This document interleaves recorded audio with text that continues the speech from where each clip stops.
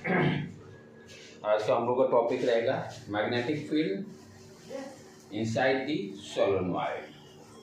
Solenoid के बारे में हम लोग को पढ़ना है। बोर्ड एग्जाम के लिए भी डेरिवेशन भी पूछता है इसमें, और कॉम्पिटिटिव पॉइंट ऑफ व्यू से भी इम्पॉर्टेंट है। सोलेनॉइड बेसिकली होता क्या है, आप जो स्प्रिंग देख रहे हो ना, हेलिकल शेप का रहता है ये इस तरह से। तो यहाँ पर हम क्या देख रहे हैं, स्प्रिंग जो है हेलिकल शेप का रहता है। This is called solenoid, this is called solenoid. उसमें आप क्या देख रहे हो, सर्कुलर लूप, बहुत सारे नंबर ऑफ सर्कुलर लूप्स हैं। ये हर एक क्या है, एक सर्कुलर लूप। स्प्रिंग को आप ध्यान से देखोगे कि आप क्या देखोगे, एक सर्कुलर लूप, इसके बाद सर्कुलर लूप, इसके बाद सर्कुलर लूप, लाइक दैट, इसी तरह का है, राइट। तो सोलेनॉइड बेसिकली किस तरह का रहता है, आपका स्प्रिंग शेप। स्प्रिंग को आप इमेजिन कर सकते हो, उसके एक टर्मिनल में मैंने क्या किया, यहाँ सप्लाई वोल्टेज दे दिया, यहाँ स्विच कनेक्ट कर दिया, और यहाँ से करंट गया, करंट का फ्लो उसमें स्टार्ट हो गया। तो सोलेनॉइड में खासियत क्या है कि मैग्नेटिक फील्ड इनसाइड में ही एग्जिस्ट करता है, आउटसाइड जीरो होता है। वो सारी चीज देखेंगे क्यों होगा। अब इसी को मान लो, इसी पर आप धागा वायर लपेट दो, वायर लपेट दिए। ये क्या है, नॉन कंडक्टिंग होना चाहिए, पहला ध्यान देना चाहिए। जिस पर लपेट रहो, इस पर मैंने कॉपर वायर लपेटा गया। सारे कॉपर वायर एक दूसरे से यानी कवर होना चाहिए, एक दूसरे से चिपकना नहीं चाहिए, नहीं तो चिपकेंगे क्या होगा, शॉर्ट मार जाएगा। तो ये जैसे आपका पेन है, ठीक है, इसको सपोर्ट के लिए हम लोग क्या लिए, इसके ऊपर कॉपर वायर को लपेटते गए, ठीक है। और ये जिस पर लपेट रहे वो ध्यान देना चाहिए, नॉन कंडक्टिंग होना चाहिए। तो इसको क्या बोलेंगे, सोलेनॉइड हो गया। यानी एक से ज़्यादा सर्कुलर लूप जब हो गया, एक से ज़्यादा सर्कुलर लूप होंगे तो वो किस कौन सा शेप लेंगे, सोलेनॉइड का।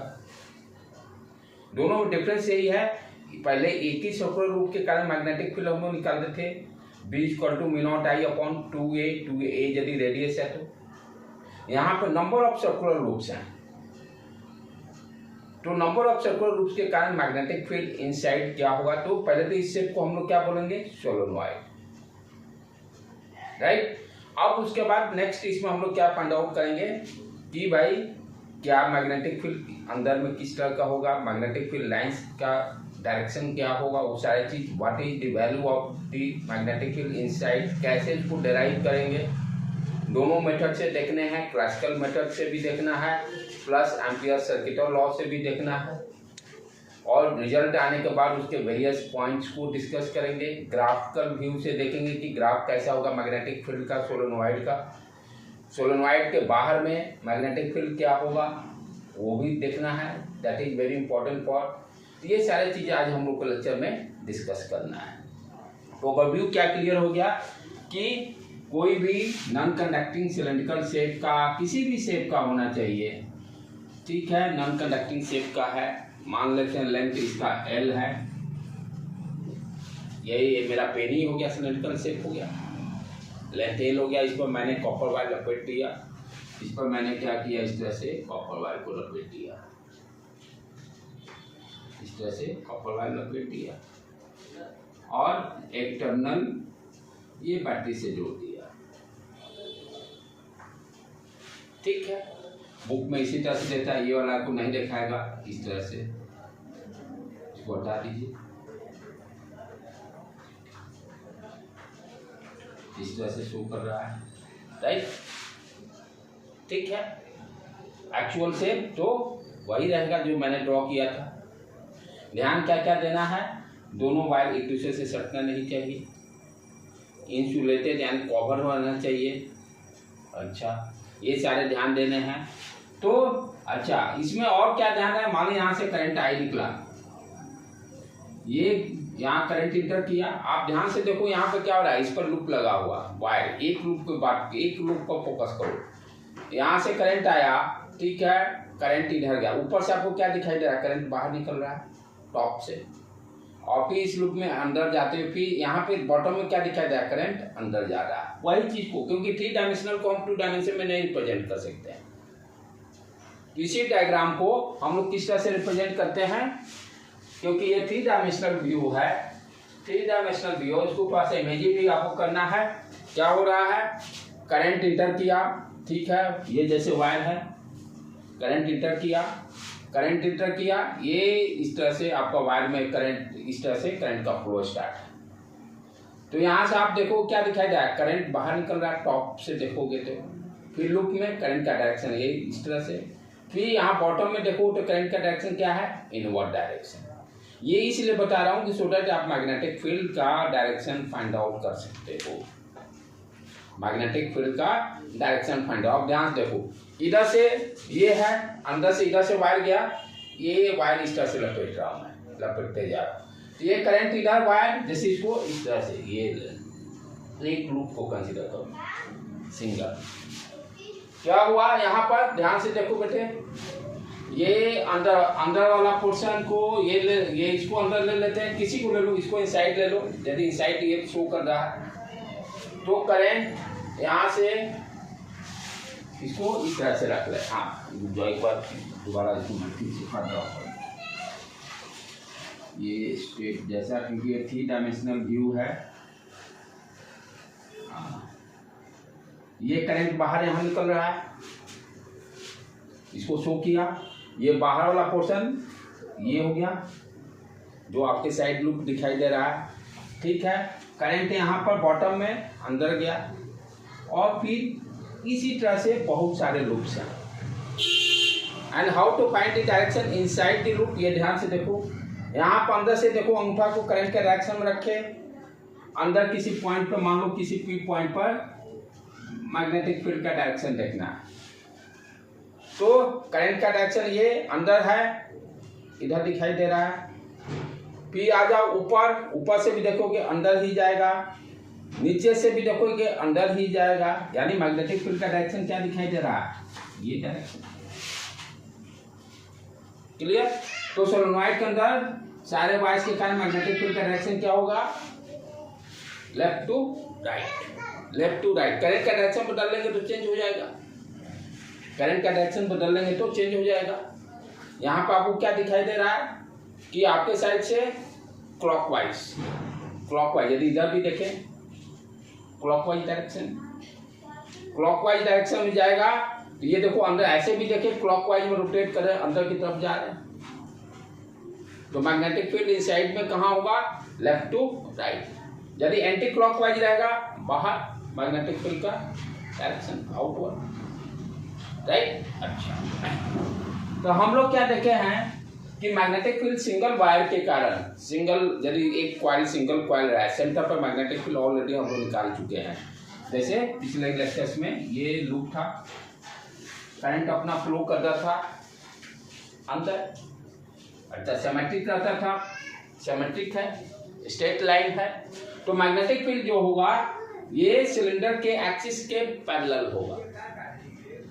ये जैसे सिलेंडर है, सिलेंडर का जो एक्सिस होगा उसके पैरेलल इनसाइड में सब जगह हुआ और यूनिफॉर्मली डिस्ट्रीब्यूटेड रहेगा। कहने का मतलब ये जैसे सिलेंडर है तो इस तरह से यूनिफॉर्मली डिस्ट्रीब्यूटेड रहेगा।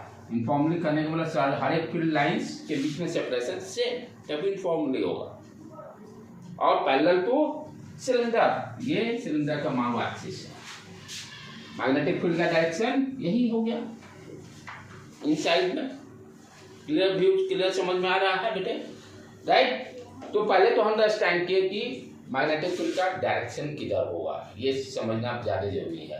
यदि ये चेंज डायरेक्शन यदि एंटी क्लॉकवाइज होगा तो राइट टू लेफ्ट हो जाएगा, राइट टू लेफ्ट होगा।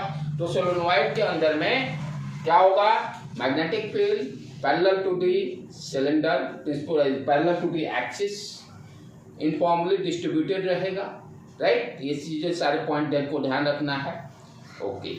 दूसरा चीज इंपॉर्टेंट पॉइंट इसमें क्या है कि जैसे ये सोलेनोइड है, जब इसको हम फ्री स्पेस में लटका देते हैं तो हम क्या देखते हैं कि ये नॉर्थ साउथ के डायरेक्शन में टर्न हो जाता है। जैसे मैग्नेट आपका टर्न हो जाता है, मैग्नेट को आप लटकाओगे, क्या देखो नॉर्थ साउथ के डायरेक्शन में टर्न हो जाएगा ऑटोमेटिकली। सिमिलरली सोलेनोइड में भी सेम बिहेवियर है। यदि सोलेनोइड में करंट फ्लो कर रहा है, इसको फ्री स्पेस में लटका देंगे नॉर्थ साउथ डायरेक्शन में, अपने आप घूम जाएगा, दूसरी खासियत, यदि इस बैटरी की पोलैरिटी चेंज कर दें, पोलैरिटी चेंज करने का मतलब डायरेक्शन करंट का चेंज। पोलैरिटी चेंज करने के कारण मान लीजिए कि पहले ये नॉर्थ ये साउथ, ये कॉइल ऑटोमेटिकली 180 डिग्री रोटेट कर जाएगा। वाई? क्योंकि बैटरी की पोलैरिटी चेंज कर दी है। बैटरी की पोलैरिटी चेंज करने का मतलब मैग्नेटिक फील्ड का डायरेक्शन चेंज, मैग्नेटिक फील्ड का डायरेक्शन चेंज। मैग्नेट वाला में बेटे मैग्नेटिक फील्ड का क्या डायरेक्शन होता है? नॉर्थ साउथ वाला में याद आ रहा है कुछ? नॉर्थ साउथ वाला में ये जैसे नॉर्थ, ये साउथ, नॉर्थ से निकलता था साउथ के तरफ इंटर करता था, नॉर्थ से निकलता है साउथ के तरफ इंटर करता है, राइट? यही था।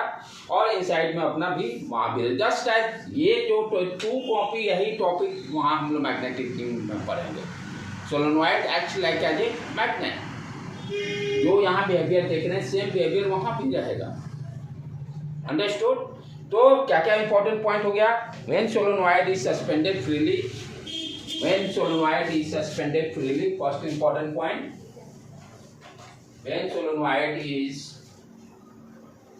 when solenoid is suspended freely, when solenoid is suspended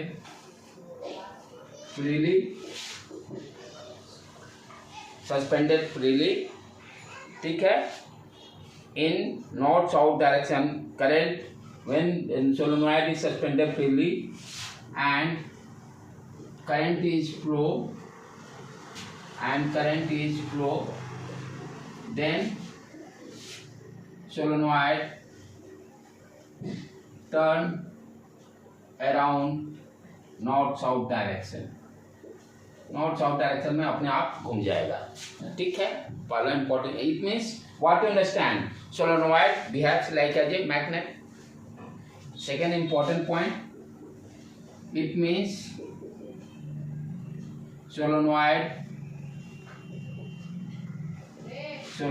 behaves like magnet, magnet जैसा इसका बिहेवियर रहता है। On changing, third point, on changing the polarity of battery, on changing the polarity of battery,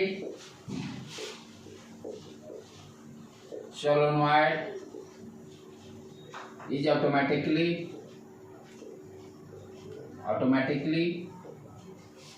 turned by 180 degree, turn by 180 degree. अच्छा, अब ये ध्यान समझो, जो मैग्नेट में हम लोग देखते थे क्या था, ये नॉर्थ ये साउथ, इनसाइड में क्या था, साउथ से नॉर्थ मैग्नेटिक फील्ड, यही था ना, यही डायरेक्शन है इस तरह से। तो मैग्नेट के इनसाइड में मैग्नेटिक फील्ड लाइंस का डायरेक्शन कहाँ से है, साउथ से नॉर्थ, ठीक है। यानी कहने का मतलब यहाँ पे ध्यान से देखें तो लेफ्ट टू राइट जा रहा है, ये क्या हो जाएगा नॉर्थ, ये क्या हो जाएगा साउथ, ये क्या हो जाएगा नॉर्थ, ये क्या हो जाएगा साउथ। जब फ्रीली इसको सस्पेंड करेंगे तो ये पोर्शन ऑटोमेटिकली घूमकर इधर आ जाएगा। जैसे ही पोलैरिटी चेंज करेंगे फिर ये ऑटोमेटिक घूमकर इधर आ जाएगा, क्योंकि नॉर्थ साउथ का डायरेक्शन चेंज हो जाएगा। तो सोलेनॉइड को हम बोल सकते हैं कि it acts like as a magnet, अच्छा, अब इसमें एक इंपॉर्टेंट टर्म फिर क्या है कि यहाँ पे नंबर ऑफ टर्न्स हैं। नंबर ऑफ टर्न्स को थोड़ा सा समझना शुरू में ही जरूरी है। नंबर ऑफ टर्न्स को अंडरस्टैंड करना very important. Number of turns, length मान लेते हैं एल है। आइडियल सोलेनॉइड का लेंथ इनफिनाइट रहेगा। आइडियल सोलेनॉइड जो रहेगा दोनों साइड लेंथ इनफिनाइट रहेगा, राइट, लेंथ इनफिनाइट रहेगा और थिकनेस बहुत स्मॉल रहेगा। क्रॉस सेक्शन एरिया रेडियस जो कहें, ये radius very small for ideal के लिए फाइनाइट लेंथ नहीं, बोथ साइड इनफिनाइट रहेंगे। उसका कंडीशन क्या है, length is too much greater than r is the radius of this cylinder, तभी वो आइडियल सोलेनॉइड होगा। अब यहाँ पे ध्यान से देखो, यहाँ तो मैं फाइनाइट ले रहा हूँ अभी समझाने के लिए, लास्ट में हम लोग कर लेंगे आइडियल के लिए। लेंथ क्या है, एल है। ठीक, एल में मान लेते हैं कैपिटल एन क्या बता रहा, total number of turns. Capital N क्या है, total number of turns. Length of the solenoid, length of the solenoid that will be L। यहाँ स्मॉल n यूज करते हैं। स्मॉल n क्या बताता है, total number of turns divided by length of the solenoid, यानी length पर इन। Small n क्या हो गया, total number of turns divided by length, divided by length. L यदि लिया तो L ले लेंगे, लेंथ ऑफ द सोलेनॉइड। यहाँ पे क्या है, total number of turns n और लेंथ क्या है, L। लेंथ क्या है, L। तो स्मॉल n क्या स्पेसिफाई कर रहा है, ये ध्यान देने की जरूरत है। Small length total number of length पर यूनिट लेंथ, यानी 1 सेंटीमीटर में कितने नंबर ऑफ टर्न्स है, इसका मीनिंग यही हुआ ना। L लेंथ है, कितने नंबर ऑफ टर्न्स है, n। 1 होगा तो n/n, यानी 1 सेंटीमीटर में कितने नंबर ऑफ टर्न्स बताएगा, स्मॉल n। स्मॉल n क्या दे रहा है, number of turns per unit length. ठीक है, ये चीज़ों को अंडरस्टैंड करना जरूरी है। अब चलें आगे, हम लोग इसके डेरिवेशन पार्ट्स को ध्यान से समझें। ठीक है बेटे, दैट इज इम्पोर्टेंट।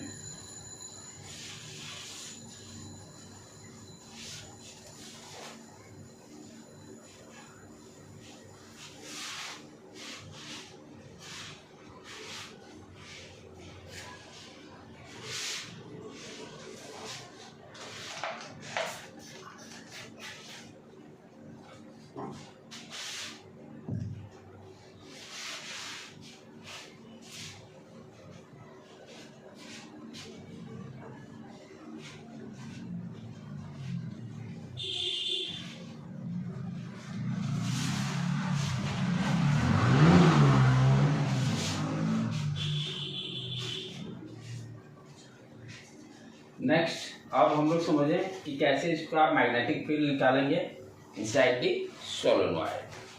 ठीक है, अब यही जैसे सोलेनॉइड है, अब क्या कर रहे हैं, देखो ये 3 डायमेंशनल व्यू है, इसको हमको ऑन पेपर ड्रॉ करना है। ऑन पेपर ड्रॉ करने इसको 2 डायमेंशनल व्यू देखना पड़ेगा। तो क्या किए, मैंने क्या किया, इसको चक्कू से सीधे कट कर दिया।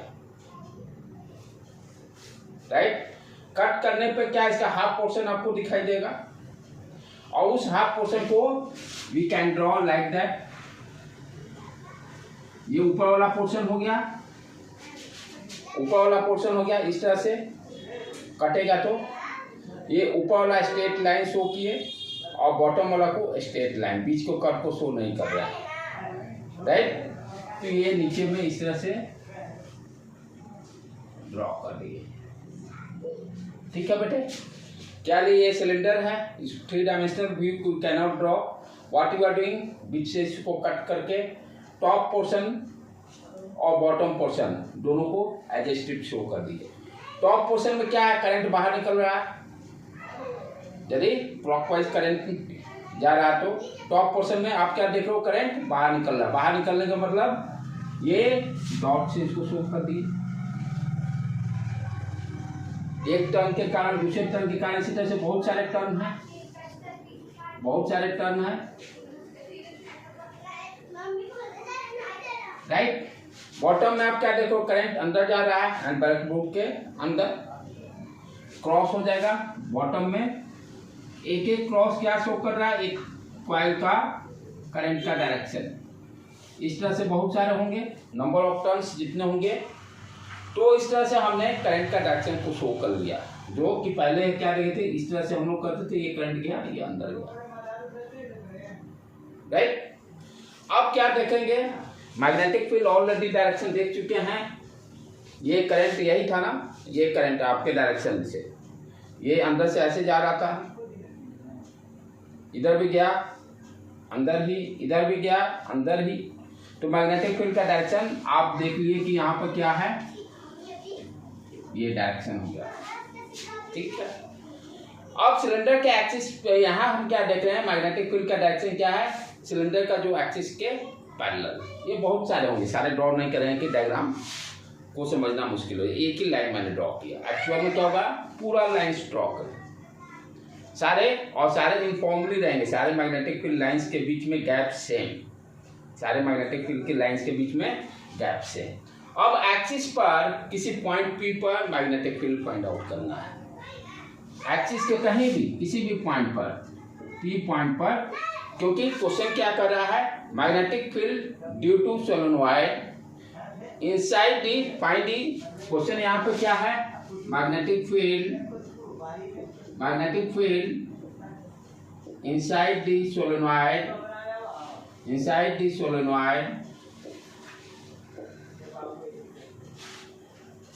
हमको किसी भी पॉइंट पर निकालना है मैग्नेटिक फील्ड।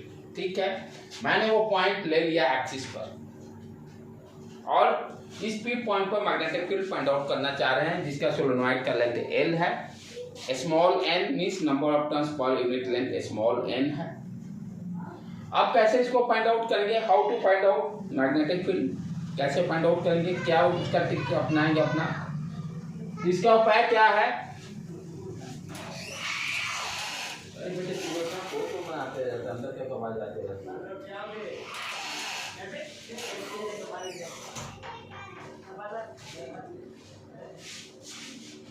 अब चले बेटे, यहाँ पर हम क्या देखेंगे, आप ध्यान से देखो, फॉर्मूला कौन सा यूज करने जा रहे हैं।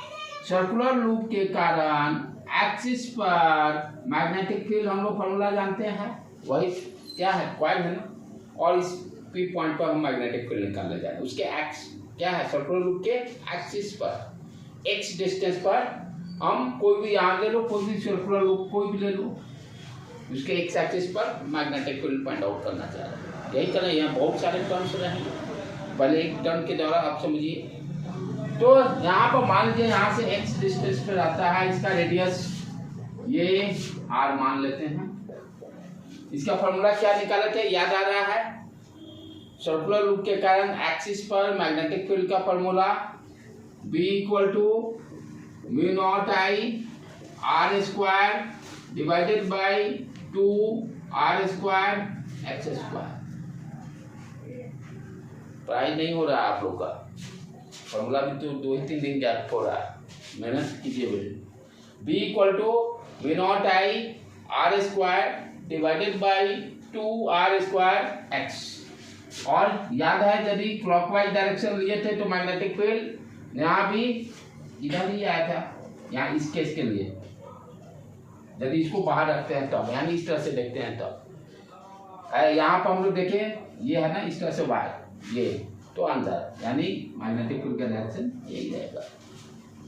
ठीक है, इसी फॉर्मूला को यूज करके हम लोग फाइंड आउट करेंगे। अब समस्या क्या है, यहाँ तो भाई ये इस कॉइल के कारण x का वैल्यू अलग, ये कॉइल के कारण x का वैल्यू अलग, ये कॉइल के कारण x का वैल्यू अलग, ये कॉइल के कारण x का वैल्यू अलग, ये कॉइल आएगा इसके कारण अलग, ये आएगा। याद होगा, मैग्नेटिक फील्ड इधर पॉइंट हो चाहे इधर पॉइंट हो, मैग्नेटिक फील्ड का डायरेक्शन सेम रहेगा। तो उसी तरह से ये अब इस पॉइंट है, इसके कारण x यहाँ चेंज हो रहा है, x जो है चेंज, वेरिएबल, x क्या है, वेरिएबल है, x क्या है, वेरिएबल है। तो हम अब क्या करेंगे कि एक dx थिकनेस का क्या करेंगे, dx थिकनेस लेंगे, और यहाँ ध्यान देने की बात है, dx जो थिकनेस लेंगे उसमें तो सम नंबर ऑफ कॉइल्स भी होंगे ना, 2, 4, 5 जो भी आ जाए,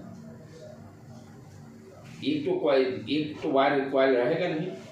यदि आप इसका छोटा सा एलिमेंटल पार्ट आप कंसीडर करते हो, dx पार्ट, जिसको कि मान लेते हैं कि इससे इस तरह से शो कर रहा है, कट किए तो स्ट्रिप जैसा, लेकिन इस dx पार्ट में सम नंबर ऑफ टर्न्स रहेंगे, 2 हो सकते हैं, 4 हो सकते हैं, 5 हो सकते हैं, वो निकाल लेंगे, क्योंकि मुझे number of turns per unit length मालूम है, स्मॉल n है। यदि dx थिकनेस का ले लेते हैं तो इस dx थिकनेस में कितने नंबर ऑफ कॉइल्स आ जाएंगे, ऑलरेडी हम अभी देखे हैं, n क्या है, number of turns per unit length, number of turns per unit length, यानी 1 सेंटीमीटर लेंथ का में कितने नंबर ऑफ टर्न्स हैं, n। dx में कितना हो जाएगा number of turns, n into dx, n into dx। Clear, समझ में आ रहा है कैसे निकला। dx यही मान लीजिए dx है, इसमें कितने नंबर ऑफ टर्न्स आएंगे, क्या करें, नंबर ऑफ टर्न्स 1 सेंटीमीटर मालूम है कितने हैं, स्मॉल है, dx में, dx लेंथ में dx से मल्टीप्लाई कर देंगे, ये क्या दे देगा, number of turns in dx thickness, that will be equal to n into dx। कोई दिक्कत है यहाँ पर, ओके डन। एक कॉइल में करंट I फ्लो कर रहा है, एक कॉइल में करंट I फ्लो कर रहा है, ठीक है। यदि 10 टर्न होंगे तो क्या होगा, 10 इंटू I करेंगे। यदि यहाँ पर करंट निकालना होगा, dx थिकनेस में कितना करंट फ्लो कर रहा है, एक टर्न में I करंट फ्लो कर रहा है, इस तरह से 10 कॉइल रहेंगे तो टोटल करंट कितने हो जाएंगे, 10I। क्लियर बेटे। तो ये जो dx थिकनेस कंसीडर किए, क्योंकि यहाँ पर I है, क्या है, म्यू नॉट I। I क्या हो जाएगा, उसको इफेक्टिव I हम लोग बोलते हैं, इफेक्टिव करंट। इफेक्टिव करंट कितना हो गया, effective current that will be equal to n into dx into I। dx thickness में जितने कॉइल्स होंगे, इतने कॉइल्स हैं, करंट उसमें I से मल्टीप्लाई कर दिए। यदि 10 कॉइल रहते तो 10 इंटू I करते, 5 रहते तो 5 इंटू I करते। वो क्या कहा है, इफेक्टिव करंट, कितना करंट फ्लो कर रहा है। तो सारे बेस तैयार कर दे इस फॉर्मूला को यूज करने के लिए। I मालूम चल गया, इसको I डैश से इंडिकेट कर देते हैं, I डैश, ठीक है। अब ये सारे डाटा को वहां पर यूज कर रहे हैं। डीएस थिकनेस के कारण देख रहे हैं तो यहाँ डीबी ले लेंगे लेफ्ट हैंड साइड में, लेफ्ट हैंड साइड में डीएस थिकनेस के कारण, इसके कारण हम देखेंगे मैग्नेटिक फील्ड कितना होगा, राइट। पी पॉइंट पर मैग्नेटिक फील्ड कितना होगा। तो आप फॉर्मूला को यूज करें, यहाँ पर साइड में लिख देते हैं I dash equal to N D X into I. चलो अब dB कितना हो गया, dx square. dB equal to mu not I dash R square 2r square plus ये 3/2 रहा है बेटे, एच स्क्वायर 3/2, ठीक है ना। 3/2 करेक्ट कर लेना, यदि 3/2 है, 3/2 है, ठीक है। आई डैश जो निकाले उसको रख देते हैं वहां पर। ये कितना आ जाएगा, mu naught r square N D x, ये आई यहाँ लिख दिए, डिवाइडेड बाई 2r स्क्वायर एक्स स्क्वायर 3/2। ये डीबी निकल गया। अब मैथमेटिक्स का खेल अब जो है, लेकिन सीखना जरूरी है। लास्ट में इसका एम्पियर सर्किट और लॉ बताऊंगा, लेकिन आसान चीज़ पाने के लिए तो आप पहले टफ को फिल करना जरूरी है। और एम्पियर सर्किट और लॉ बोर्ड एग्जाम के लिए अब यही सेम प्रॉब्लम एम्पियर सर्किट और लॉ से बोर्ड एग्जाम में आ रही है, लेकिन ये सारे इसलिए कराया जा रहा है कि सो दैट कि मेडिकल और जेई का प्रॉब्लम आप लोग सॉल्व कर सकते हो। जब तक डेरिवेशन को नहीं समझोगे तब तक प्रॉब्लम एक भी नहीं हिलेगा। फॉर्मूला पे डायरेक्ट यदि मैं बता दूँ इसका b equal to mu not N I होता है, तो that is not sufficient. Direction भी बता दूंगा, प्रॉब्लम सॉल्व नहीं हो पाएगा बेटे, ठीक है। तो ये आ गया, डीबी आ गया। अब हमें इंटीग्रेशन का खेल खेलना है, थोड़ा सा टफ रहेगा मेडिकल वालों के लिए, लेकिन क्या करें, मजबूरी है, कोई उपाय भी नहीं है। अब यहाँ पर क्या देख रहे हैं कि अब dx है, आर स्क्वायर है, एक्स स्क्वायर है, 3/2 है। अब यहाँ पर हम लोग इस इंटीग्रेशन को करने के लिए क्या है, एंगल के टर्म में, क्योंकि सब्स्टिट्यूशन करना पड़ेगा, इसका डायरेक्ट इंटीग्रेशन पॉसिबल नहीं है, ठीक है। तो अब क्या करें भाई, अब देखो ध्यान से, यहाँ से समझोगे, ये जो पी पॉइंट है इसी पॉइंट पर निकालना है, और मुझे यानी एंगल के टर्म में मैं इसको डिफाइन करने जा रहा हूँ, सो डैट कि इसका इंटीग्रेशन आप आसानी से कर सको। अब जो भी हो रहा है फिजिक्स ओवर, जो भी है मैथमेटिक्स का खेल है। पी पॉइंट से हमें क्या करना है, सारे क्वाइल्स यानी एंगल इस तरह से जाके, ये देखो ये लास्ट वाला जो है ये एंगल थीटा। अब दूसरा क्वाइल लेना होगा, ये थीटा को बढ़ाना होगा। फिर यदि और ऊपर जाते हैं ये भी कवर अप, ये भी कवर अप, ये भी कवर अप, सारे देखो इस तरह से, यानी क्या कर रहे हैं, ये यहाँ पर मान लो ये क्वाइल जाता है, ये थीटा हो जाता है, यहाँ से ये थीटा की बात कर रहा हूँ मैं, इस तरह से। यदि इन्फिनाइट रहता है तो और लंबा। तो क्या कर रहे हैं, जिस पॉइंट हम कर रहे हैं ये वैरी कर रहे हैं सारे क्वाइल को कवर अप करने के लिए, क्योंकि सारे क्वाइल कंसीडर होना जरूरी है ना। ये जैसे जैसे बढ़ाएंगे देखो सारे क्वाइल आते जा रहे हैं, ये देखो सारे इस तरह से देखो परपेंडिकुलर, इधर लेफ्ट हैंड साइड में भी फिर चले जाएंगे उसी तरह से सारे। तो ये मान लेते हैं सिमेट्रिकल एक्सिस, इसके इधर सारे क्वाइल के लिए ये मान लेते हैं एक जनरलाइज ले लिए, इसके डीएक्स के कारण ये मान लो थीटा है, डीएक्स के कारण थीटा। अब ये थीटा कहाँ से वैरी करेगा, थीटा 1 से, ये इंड है यदि पॉइंट लेते हैं तो थीटा 1 से, ठीक है, और ये लास्ट है थीटा 2 तक। सारे क्वाइल कवर थीटा 1 से चालू किए और बढ़ते गए परपेंडिकुलर, ये थीटा 2 तक वैरी करेगा, सारे क्वाइल कवर अप हो जाएंगे। तो यहाँ पर हम क्या कर रहे हैं कि जो वेरिएबल x है, x को हम थीटा के टर्म में रिप्रेजेंट करने जा रहे हैं। आप ध्यान से देखो ये क्या है बेटे, रेडियस, और ये हो गया ये इंड वाले का x, ये जो x की बात करते हैं, ये r यदि थीटा यानी जनरलाइज यदि लेंगे या इसी को ले लो जनरल dx वाले को, ये थीटा है, यही है ना, ये थीटा है, ये क्या है r, ये x। क्लियर, समझ में आ रहा है। तो यहाँ पर हम लिख सकते हैं ना tan theta equal to r upon x,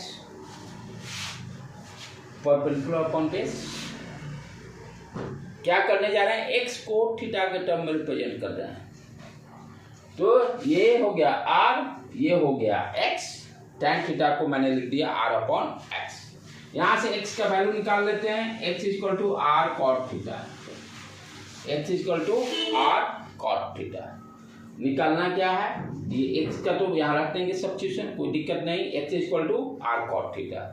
dx निकालना होगा, dx करने का मतलब डिफरेंशिएशन, यानी इस x को r cot थीटा को डिफरेंशिएट करना पड़ेगा, cot थीटा को लेफ्ट हैंड साइड डिफरेंशिएट किए dx, और cot थीटा का differentiation minus cosec square theta, minus cosec square theta.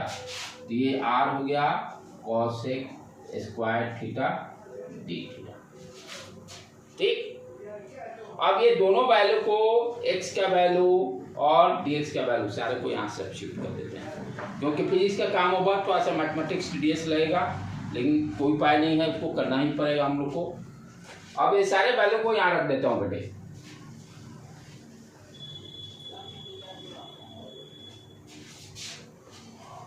चलो dv इक्वल टू, यहां से चालू करें, म्यू नॉट जो कांस्टेंट है बाहर रखते चलते हैं, mu not I r square N, ये सारा कांस्टेंट है। dx के जगह पर minus r cosec square theta, minus को यहाँ पहले लगा देते हैं बाहर, r cosec square theta d theta, हो गया काम over.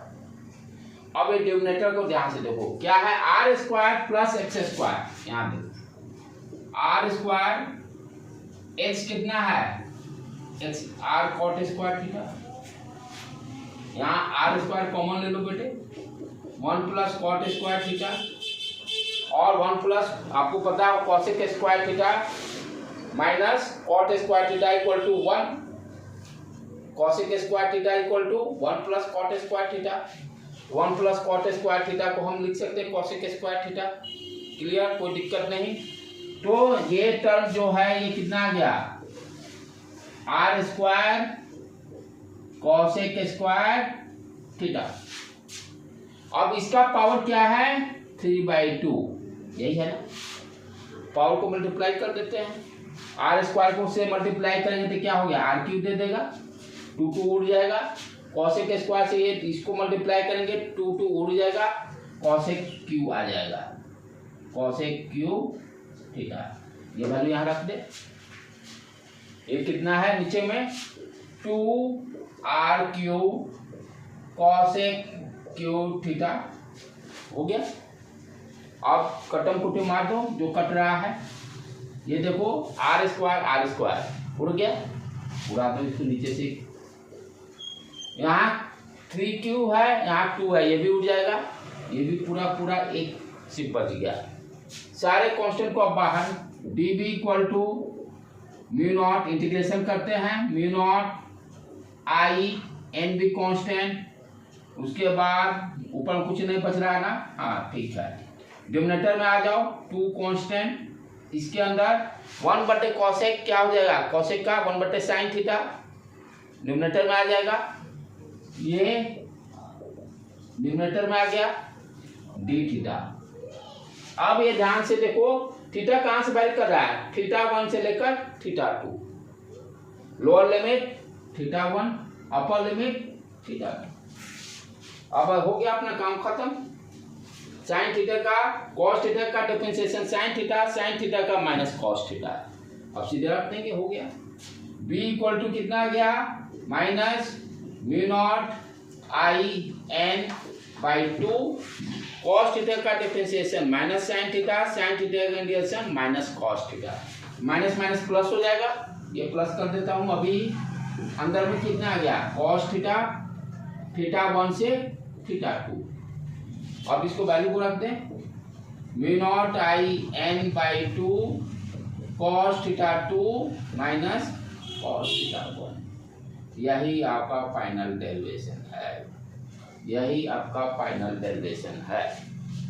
b equal to mu not I N divided by 2 cos θ2। ध्यान रखना θ2 क्या है, θ1 क्या है। θ2 लेफ्ट हैंड साइड में है, θ1 राइट हैंड साइड में है। अब इसी में प्रॉब्लम दे देगा, लेंथ दे दिया आपको, θ1 दे देगा 30 डिग्री, θ2 दे देगा 60 degree, find the magnetic field. वो तो बस डाटा को पुट करना है, अपना काम हो गया। अब आगे बढ़े, इसमें और क्या क्या इंपॉर्टेंट पॉइंट, ये जो डेरिवेशन निकला इसमें हम लोग इंपॉर्टेंट पॉइंट को ध्यान से देखें। अब जो ये इनफाइनाइट लेंथ का जो सोलेनोइड कंसीडर किए थे, इसको इनफाइनाइट कंसीडर करें, क्योंकि हम लोग को सिलेबस में क्या है, इनफाइनाइट सोलेनोइड के बारे में पढ़ना है। इनफाइनाइट सोलेनोइड कब होगा आपको बताया था, what is the condition for infinite solenoid, length of the solenoid is too much greater then the radius. यानी आप इसी को आप खींचते जाइए, पतला कर दीजिए, और इसका आर का वैल्यू वेरी स्मॉल, लेंथ इतना, यानी दोनों साइड इनको बढ़ाते चले जाइए। आइडियल सोलेनोइड है। अब ध्यान से देखो बेटे, जब आइडियल सोलेनोइड बनेगा, ये जो θ1 है, ये लेंथ आप बढ़ाते जाओ, ये देखो घटते जा रहा है, यानी ये θ1 का वैल्यू कितना होगा, 0 डिग्री से स्टार्ट हो जाएगा जब आइडियल लेंगे, इसको इनफाइनाइट करेंगे तो। और θ2 कहाँ से चला जाएगा, ये देखो पाई, θ1 एंड θ2 क्लियर समझ में आ रहा है। ये θ1 जैसे जैसे नीचे जाएंगे ये लेंथ बढ़ते जा रहा है, सारे कपड़ा पोते जाएंगे। यदि इनफाइनाइट हुआ तो कहने का मतलब क्या होगा, almost parallel to the axis, यानी θ1 का वैल्यू कितना हो जाएगा, 0 डिग्री। आइडियल बनाने के लिए क्या करना पड़ेगा, θ1 का वैल्यू 0। अब θ2 का वैल्यू क्या होगा, ये चले ये एंगल यहां पहुंचेगा पाई, θ2 हो गया पाई। अब ये वैल्यू को उसमें रख दें, वैल्यू को रख देंगे तो कितना आ जाएगा, b equal to mu not N I divided by 2, चलो cos pi minus 1, cos pi minus 1, cos 0 1 minus 1, ये कितना आ गया, minus mu not N I 2 divided by 2 उड़ गया, minus mu not N I. Negative sign से हमें tension नहीं लेना है, क्योंकि डायरेक्शन ऑलरेडी स्पेसिफाई हम लोग कर चुके हैं, सिर्फ मैग्नीट्यूड। तो आइडियल सोलेनोइड का फॉर्मूला कितना आ गया, म्यू नॉट एन आई।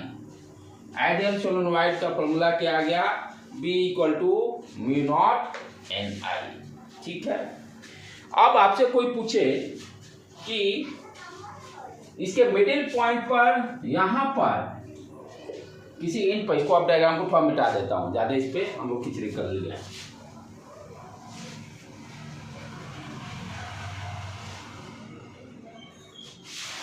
ये ठीक है, फाइनाइट लेंथ है, इस लेंथ को इनफाइनाइट कंसीडर करेंगे।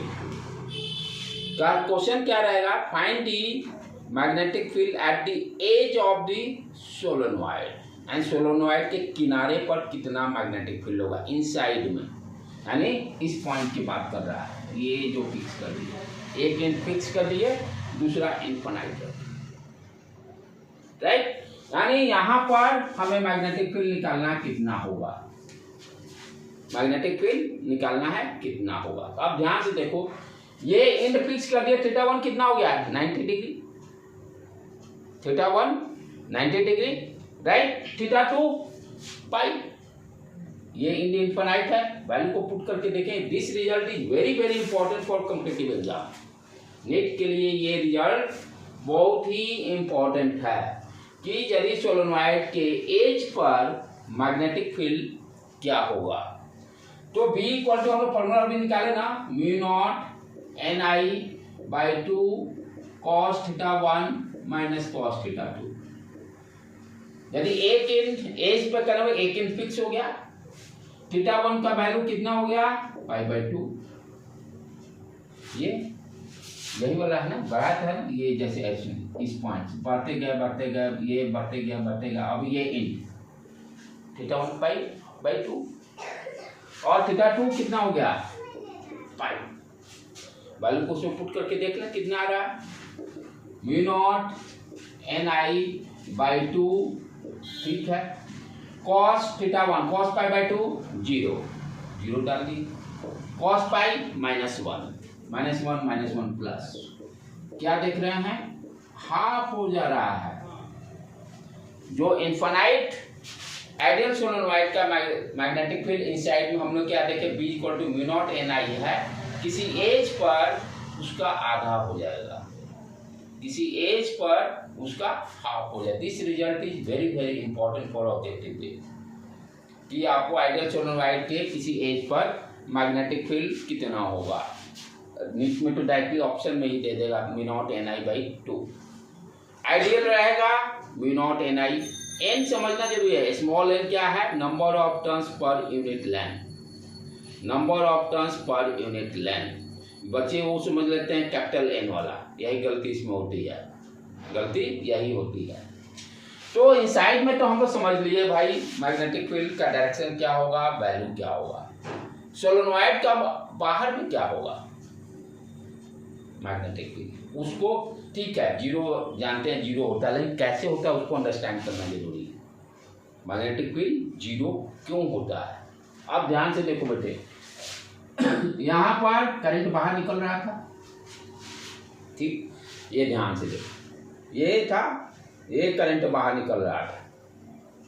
अच्छा, हम लोग एक चीज याद है तुम्हें देखी थी, किसी भी पॉइंट यानी इस पॉइंट पर मैग्नेटिक फील्ड निकालना, करंट का डायरेक्शन आपको मालूम है ये।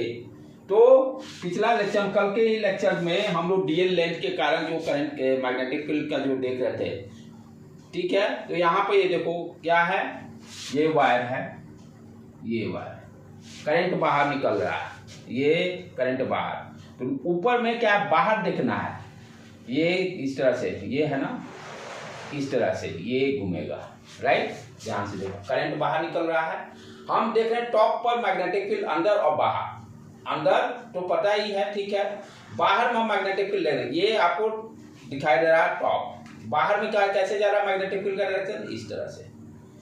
आपके नजर में कौन सा डायरेक्शन हो गया बेटे, क्लॉकवाइज की एंटी क्लॉकवाइज, एंटी क्लॉकवाइज, यहाँ पर घेरा डाल दो इसी तरह से, एंटी क्लॉकवाइज, ठीक। दूसरे के कारण भी उसी तरह से होगा, दूसरे कॉइल के कारण मैग्नेटिक फील्ड का direction.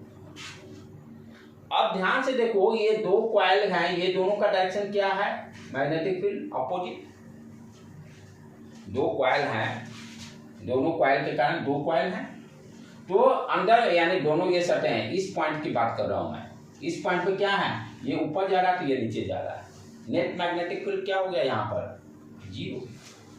Net magnetic field zero. इसी तरह से सारे कॉइल्स हैं तो सारे आउटसाइड क्या हो रहे हैं, जीरो। समझ में आ रहा है कैसे जीरो हो रहा है। ये कॉइल, ये डायरेक्शन। अब यहाँ पे ये देखो थोड़ा सा गैप जानबूझ के दिया हूँ, गैप तो रहेगा ही नहीं, जानबूझ के दिया हूँ आपको समझाने के लिए।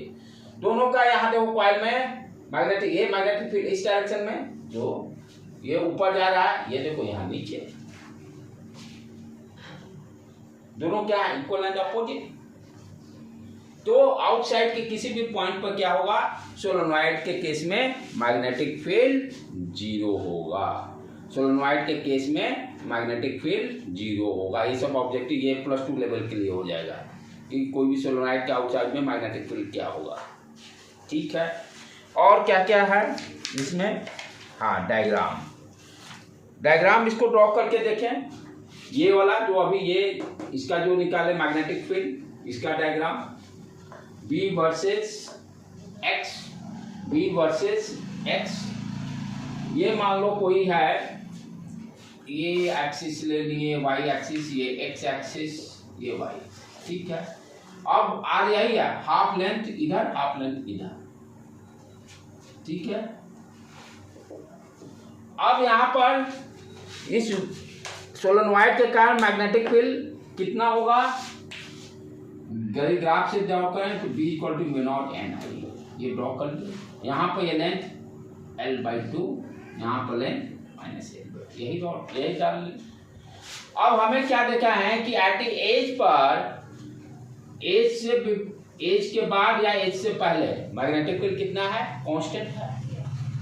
क्या वैल्यू है उसका, μNI। एज पर क्या हो जा रहा है, हाफ।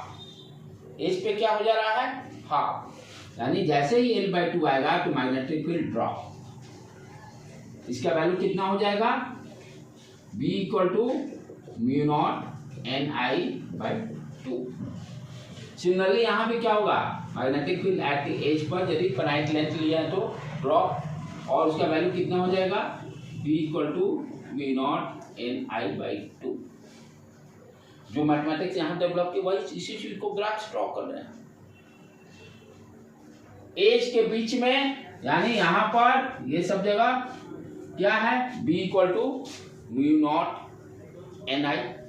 एज पर आते ही एक एज पर भी कैलकुलेट किए, हाफ हो गया, हाफ डाउन कर दिए। ठीक है बेटे, दूसरे एज पर ये क्योंकि ये फाइनाइट लिया है, इस पर भी हाफ हो जाएगा। तो ये ग्राफिकल अप्रोच से इसको ड्रॉ किए। अच्छा, और फील्ड लाइंस को कैसे ड्रॉ करेंगे सोलेनॉइड का इनसाइड में, how to draw the field lines अभी देख चुके हैं। मान लो ये सोलेनॉइड है, हमें फील्ड लाइंस को ड्रॉ करना है। ये एक्सिस हो गया। अभी क्या देखें, इनफॉर्मली वैल्यू कितना होगा ये भी मालूम चल गया, B = μ0NI। डायरेक्शन क्या हो गया, लेफ्ट टू राइट, यदि करंट इस डायरेक्शन से।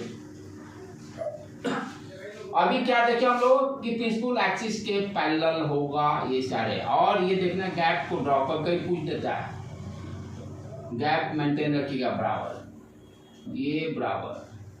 और ये एज पर थोड़ा सा ये बाहर की तरफ निकल जाता है इस तरह से, डेंसिटी कम हो जाने के कारण यहाँ भी जब निकलेगा तो ये भी बाहर, ये भी बाहर। B का डायरेक्शन ये इस तरह से मैग्नेटिक फील्ड लाइंस करता ड्रॉ कीजिए। Which one is correct option, पिछले साल इसके टेस्ट में भी पूछे हुए था, ये होता कौन सा करेक्ट ऑप्शन है मैग्नेटिक फील्ड लाइंस का। आउटसाइड पर जीरो होगा, ये सारी चीजों को ध्यान रखना है। अब इसी चीज को जो अभी डेरिवेशन किए, जो कि बोर्ड एग्जाम के लिए इम्पोर्टेंट है, जो B = μ0NI आया है, जो डेरिवेशन लंबा किए, अब इसी चीज को आपको एम्पियर सर्किट लॉ को यूज करके फाइंड आउट करना है। एम्पियर सर्किट लॉ को यूज करके वो बोर्ड एग्जाम के डेरिवेशन के लिए वेरी वेरी इंपॉर्टेंट। अब सेम प्रॉब्लम को हम लोग क्या करने जा रहे हैं, एम्पियर सर्किट लॉ को यूज करते हुए यही फॉर्मूला को डिराइव करेंगे, μ0NI वाला। कैसे करेंगे वो बहुत सिंप्लीफाई है, आसानी से आप कर लोगे क्योंकि एम्पीयर सर्किट लॉ हम लोग पढ़ चुके हैं।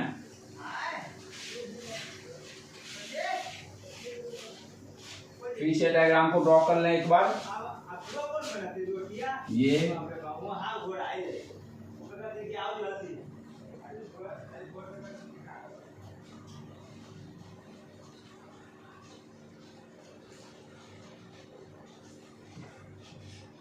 डॉट बाहर निकल रहा, डॉट बाहर निकल रहा, डॉट बाहर निकल रहा, डॉट बाहर निकल रहा, डॉट क्रॉस, नीचे क्रॉस क्रॉस क्रॉस। ठीक है बेटे। अब यहाँ पर एजम्पशन मैग्नेटिक एज्यूम क्या करके लिखना पड़ेगा। First assumption magnetic field outside the solenoid is zero, assume करना पड़ेगा। एज्यूम्पशन क्या क्या है, magnetic field outside the solenoid is zero, outside the solenoid is zero. ठीक है। Magnetic field, second point, magnetic field inside the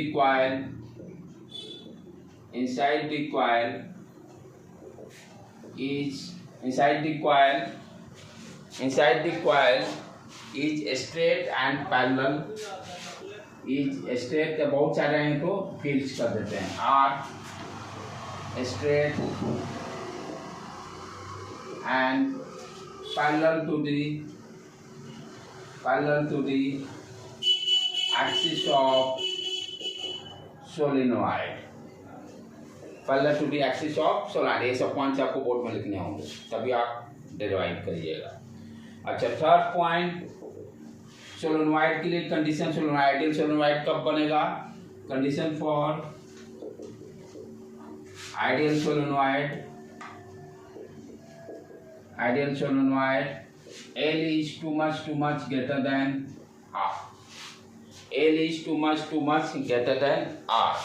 It means what you understand, इसका मतलब क्या हो गया कि n जो होगा small n, number of turns per unit length is very large. n क्या होगा, वेरी लार्ज वैल्यू। ये सारे तीनों पॉइंट्स लिखने के बाद ही तब हम लोग ड्राइव करेंगे। ड्राइव आसान है इसका। अब मान लिया किसी पॉइंट पर हमें निकालना है, मान लेते हैं इस पॉइंट पर, P पॉइंट पर निकालना है मैग्नेटिक फील्ड इनसाइड। क्या रूल है, एम्पीयर सर्किट लॉ का, जिस पॉइंट पे फाइंड आउट करना है वहां पर लूप कंसीडर कर लीजिए। सर्कुलर लूप जानते थे, लेकिन यहाँ पर हम लोग किस तरह का लूप लेंगे, रेक्टेंगुलर लूप, क्लोज लूप रहना चाहिए। तो यहाँ पर हम क्या करेंगे, P पॉइंट से क्रॉस करते हुए एक हम रेक्टेंगुलर लूप को कंसीडर करेंगे जो कि अंदर बाहर दोनों को कवर अप करे। तो यहाँ पे जैसे ये P पॉइंट है, मैंने ले लिया,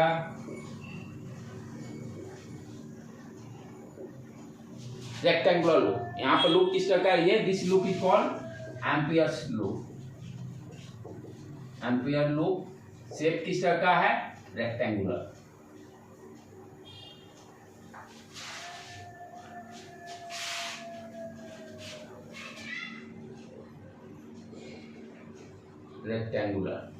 ठीक, नाम नेमिंग दे देते हैं, ABCD नेम दे दिए। ठीक है। अब क्या करते हैं, फॉर्मूला क्या है एम्पीयर सर्किट लॉ का, इसको मिटा देता हूं बेटे।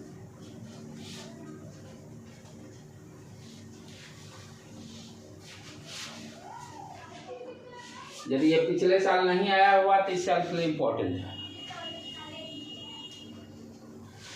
एम्पीयर सर्किट लॉ क्या करता है, B.dl equal to mu naught I inside. ठीक है। अब यहाँ पे देखो, पहले AB लेंथ के लिए लिखते हैं, तब फिर BC, PCD, फिर DA। उसको फर्स्ट वे ऑफ रिप्रेजेंटेशन पहले कर लें। AB के लिए B.dl, देखेंगे वैल्यू क्या क्या होता है।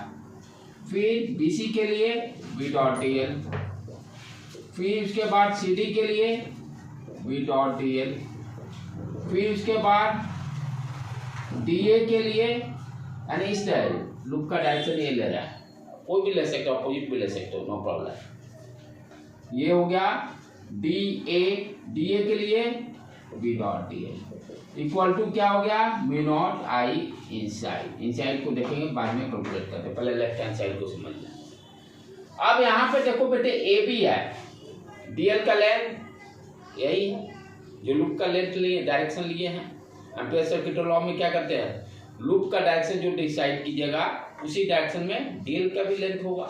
तो DL ये हो गया, B का भी डायरेक्शन ये हो गया, B और DL के बीच में एंगल 0, B AB जब कंसीडर लीजिएगा तो B का यही डायरेक्शन है ना,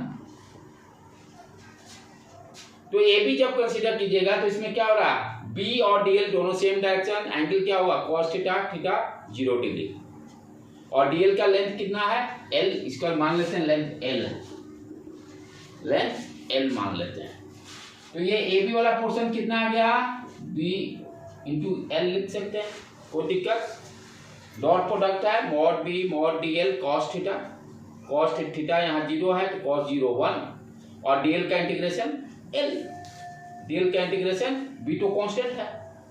चलो, तो AB के कारण magnetic field left hand side में ये एम्पियर सर्किट लॉ का क्या आ गया, B इंटू L। अब इसका देखिए BC का, यहाँ पे देखो DL का डायरेक्शन क्या है, अपॉन अलोंग द लूप, और B का डायरेक्शन क्या है, ये दोनों परपेंडिकुलर।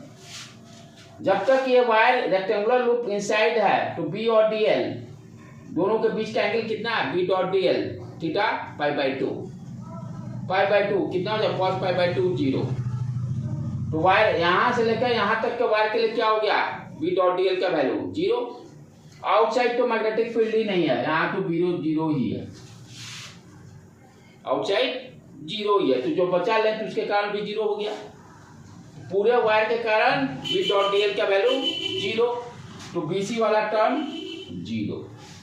इधर कोई मैग्नेटिक फील्ड है ही नहीं तो CD के कारण भी 0, CD के कारण भी।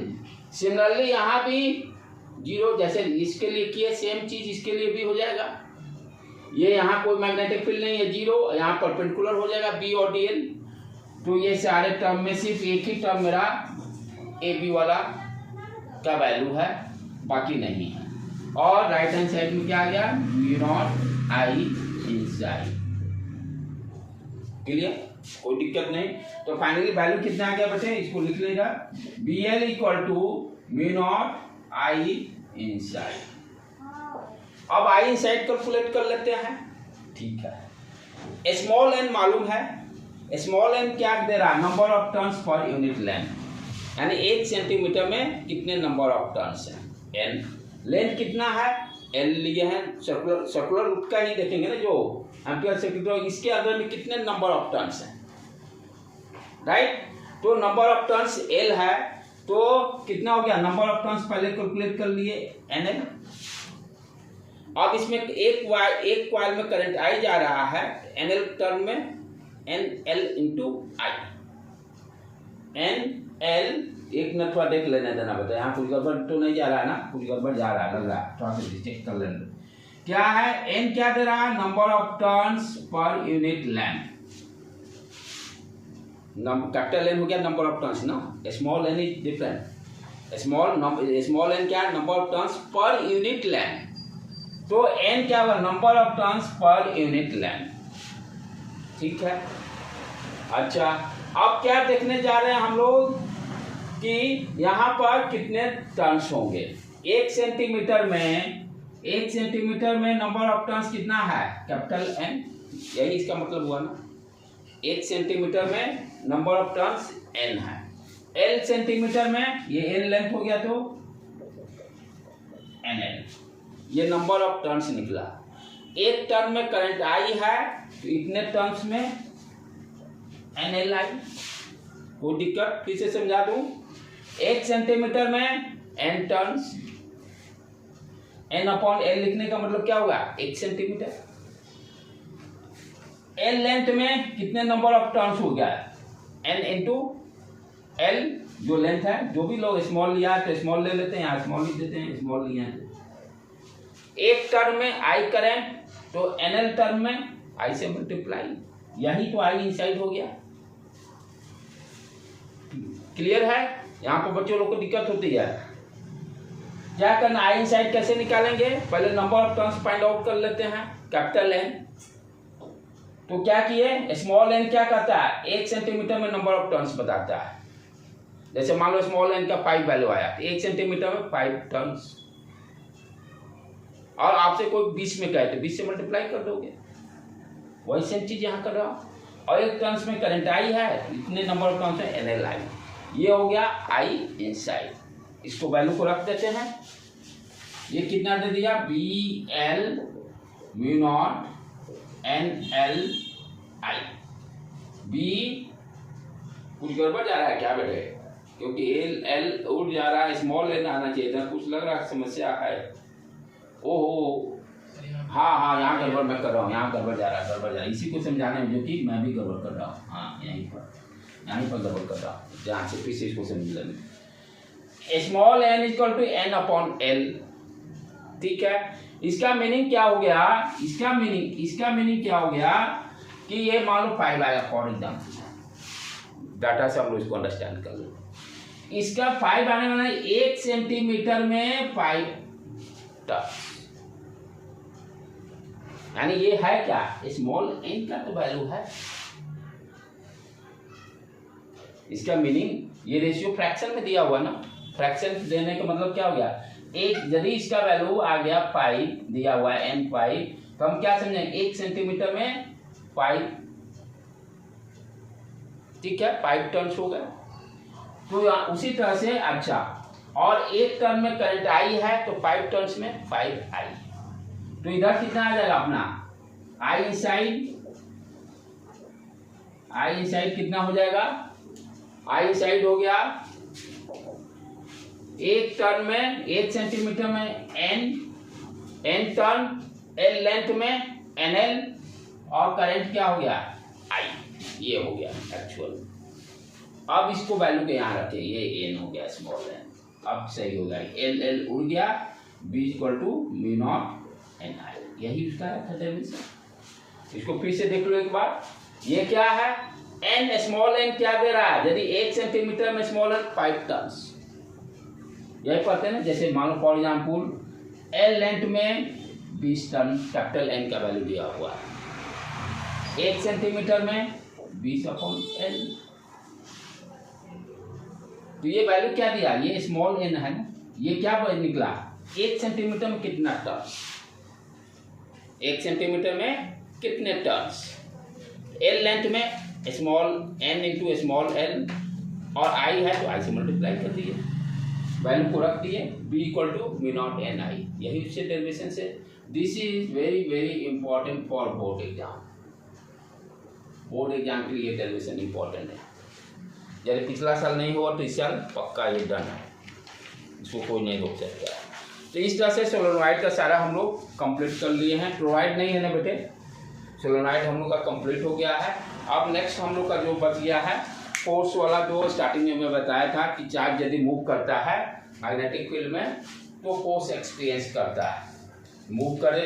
यहाँ पर हम लोग क्या देखे थे, चार्ज यदि रेस्ट में है तो कोई फोर्स फील नहीं करता है मैग्नेटिक फील्ड में, चार्ज जब मूव करेगा तभी वो फोर्स फील करता है। इलेक्ट्रोस्टैटिक में क्या था, चार्ज रेस्ट में रहे या मूवमेंट करे, दोनों केसेज में फोर्स एक्सपीरियंस करता था ड्यू टू इलेक्ट्रिक फील्ड। लेकिन मैग्नेटिक फील्ड उल्टा है, यदि चार्ज रेस्ट में रहेगा मैग्नेटिक फील्ड भी है तब भी वो कोई फोर्स फील नहीं करेगा। जब तक चार्ज का मोशन नहीं होता है तब तक वो फोर्स फील नहीं करेगा।